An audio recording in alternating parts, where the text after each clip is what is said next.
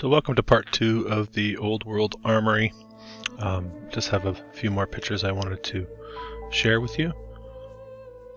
Again, these are from North America, this one Brooklyn.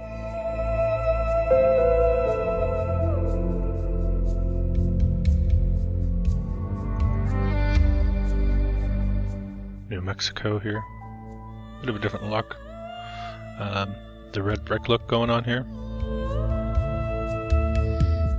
This is in Detroit.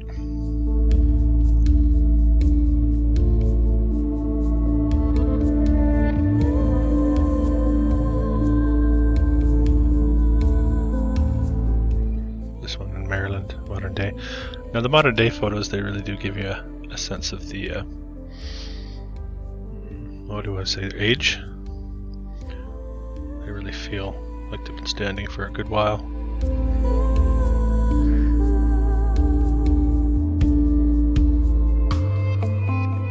Massachusetts. You see the windows down here just barely poking out. Fall River, Massachusetts again.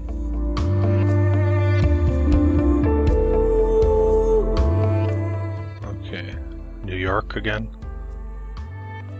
Again, you see the small windows just barely poking out. And then the assumption, I guess, is that it's no big deal to make a building like this. That's why they're everywhere. This is Colorado, Golden, Colorado. Looking very old. Looking, a lot of these looking swollen. The rocks here, of course, built on or having a huge slope coming down. Halifax. Now I looked up some information of armories, and the best information I could find was on the Canadian armories. I found a list of armories in Canada, and they get into some of the details of the architects who built them and in the style that they built them in. So here's a list of the architects. I'll put the link in the description. You can look through this a little more in detail if you care to. I clicked on a couple of these guys who we have listed here. Thomas Fuller was the architect 1880 to 1897, so here's Thomas Fuller.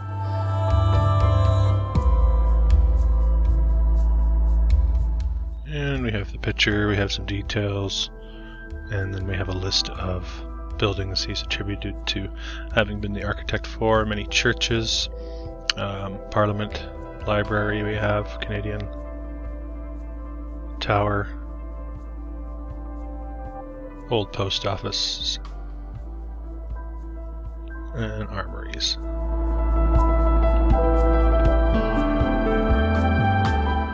Here's another one of the architects, David Ewart, attributed to designing all of these buildings here. As we go down the list, city halls, all over Canada too, right? Vancouver, Edmonton, Ottawa, Saskatchewan. So you get an idea of the types of buildings that were attributed to these architects, and this website will also give you a bit of a synopsis as to why these were built, when they were built, and what was considered in the construction. I'll read this out for you here. The standard North American armory model incorporates medieval military features such as jutting towers, buttresses, dentelated string courses, corbelling, crenellations, which I had to look up. Crenellations would be this detail that you see in a lot of the buildings right here, a lot of the old castles. So they were really going for the castle look. And to give you more explanation as to the look and what they were going for, and of course they attribute the names to the different styles. And if you follow my channel, you know how skeptical I am of that narrative. I think a lot of these names that we are given are basically these structures are being attributed to these designers, these architects, engineers. But I'm skeptical as to whether or not they were built at the time they say. This is at Hoosick Falls. Seen that one in the last video.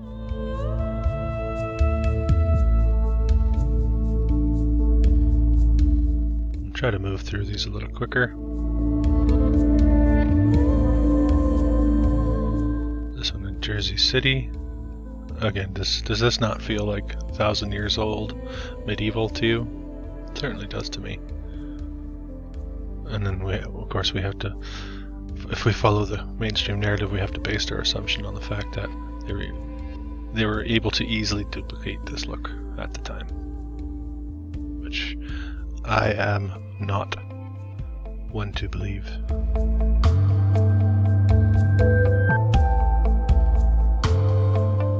This in the Bronx. What a building! Oh yeah, a lot of them have the big arched open areas. I theorized that some of these were maybe used to house the blimps that were being used at the time for transportation. Big open areas, like the hangars. This is in London, Ontario, so here we are. No real visible difference between Canada and the US. Lowell, Massachusetts. There again you see the windows shrinking or growing in size depending on what direction you're going.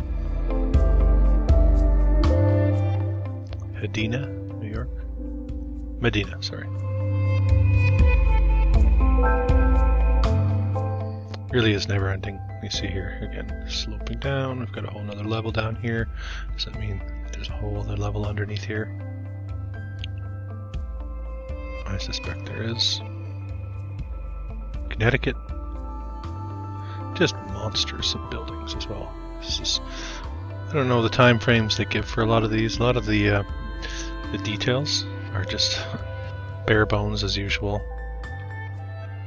I often feel like they're playing catch up with us as we are digging up the details on these buildings. They're trying to catch up with a narrative that hasn't yet been formulated.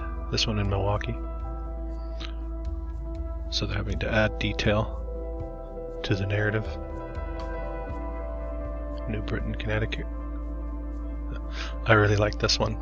Have it in a better resolution somewhere. This is in New York, Cadet, Armory. And then you can see, and with better resolution, you can see that this goes down further below the street.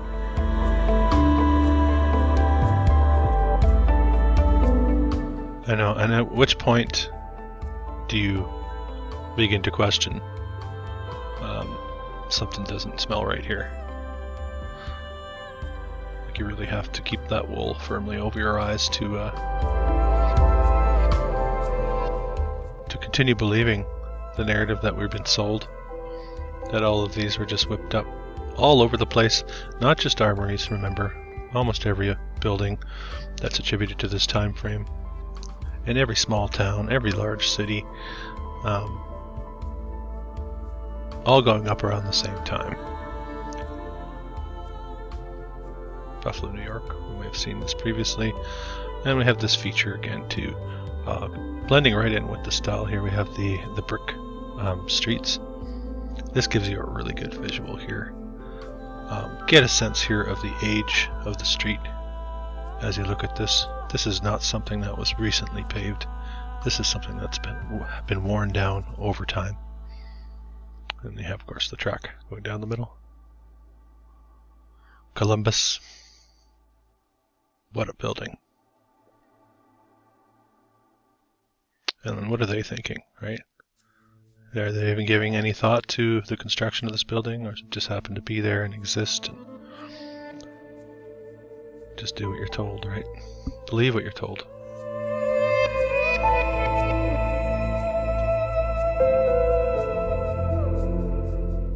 And you notice how many of these are in New York State. Pawtucket, Rhode Island. Again, you got a bit of the slope going on there. And if you watch the part 1 of this, and I do suggest you take a look at part 1, I referenced the construction of these buildings and how important it would be for the foundation to be on stable ground. So the amount of excavation you would need to do to build these, not just these, of course, any of the old world buildings, is often overlooked part of the narrative. This is in Philadelphia. Philadelphia again, also showing you the aged bricks of the streets, the fire hydrant. So we've got a fully intact sewer system going on here at this time. But this looking like it could easily be 800 years old. Pottstown, Pennsylvania.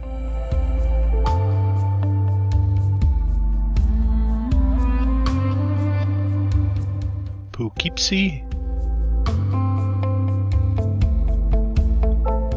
Providence, Rhode Island. What a building. Spectacular. Does these people have any idea? Have they been reset? Have they been put in the normal schools? Do they have family members in an asylum? Do they have parents? Are they orphans? What are they teaching them in those normal schools?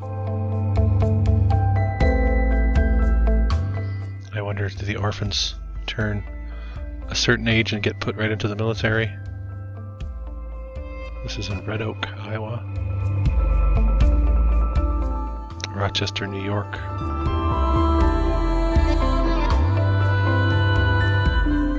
Roswell, New Mexico.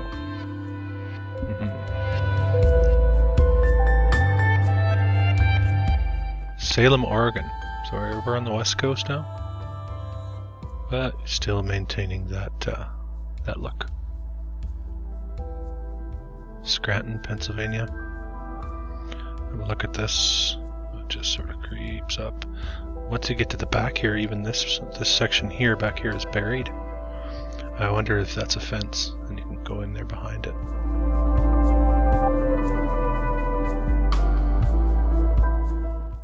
This one in Seattle, giving you again that sense of the crenellations on top. Yeah, I had to look that up.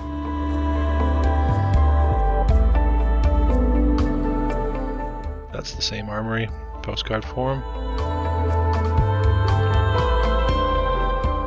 Again in New York State, Syracuse.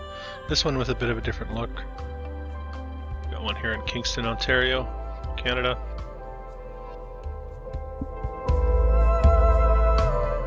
Back to New York. You get that blending too, that stone and the red brick. You see over and over again. Here you see it in an interesting form too. You have it lower, then you have the brick, and then you come back to stone at the top. London, Ontario, Canada. No real visible difference, right? This could be in the States, this could be Massachusetts, New York, in this case London. So despite the two countries having a different origins, I guess you could say, not a huge difference as far as the look goes. Not quite seeing where this is, and I don't have it written down, apologies.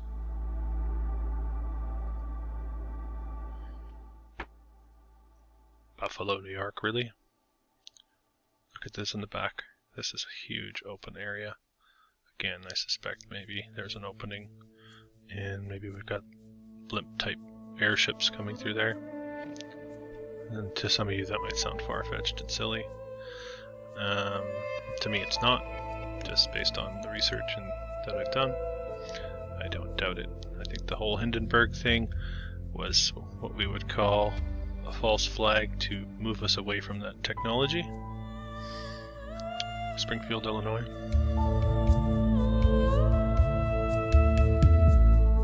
St. Peter, Minnesota.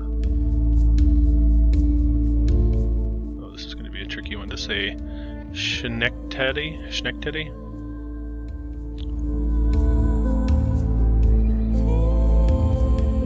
This one in Ontario, Stratford, Ontario. Getting to the end here. Just want to show you the rest of what I have.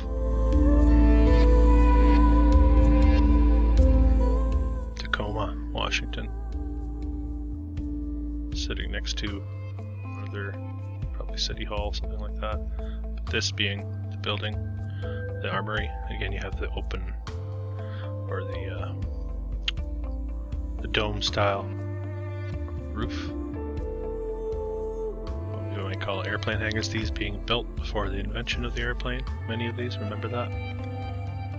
Trois-Rivières, Quebec. Toledo, Ohio.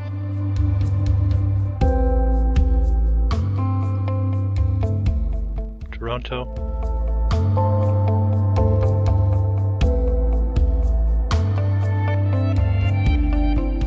Same one.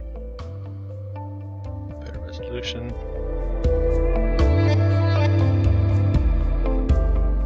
Back to New York, Troy. Minnesota. Is it part of the University of Minnesota now? New York again.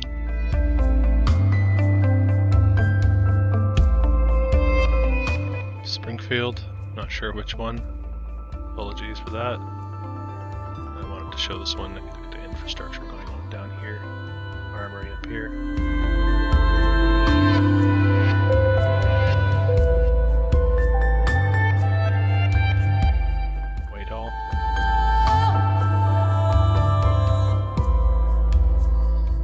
Windsor, Ontario.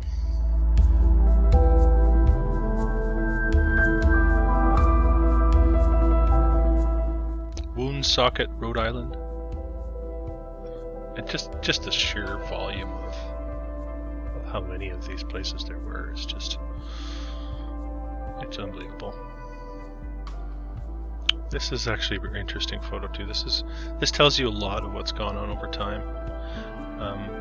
You're looking at the old photo here, which is in Worcester, Massachusetts. This is what it looked like 100 years ago, and this is what it looks like today. So what have they done? Of course, they've chopped off the tower to make it look less spectacular. They've filled in the crenellations to make it look less castle-like, although it still looks very castle-like. So this should give you an indication, because that's not really a practical alteration. They'll tell you something went on. Maybe there was a fire up in the tower and they had to chop it off. That happens all over the place. But really they're trying to, what I think is they're trying to scale back the grandeur of the old buildings. I would keep an eye out for that if you're doing this kind of research. It's always interesting to get that old versus new, if they still stand, if they haven't been torn down. It's always interesting to get that comparison. Alright, this is my last photograph. Yonkers, of course, still New York. Alright, so I wanted to show you the rest of my collection. I hope you enjoyed this little video and have discovered a bit more about the armories and what was going on in that time period with these buildings. I thank you for joining me.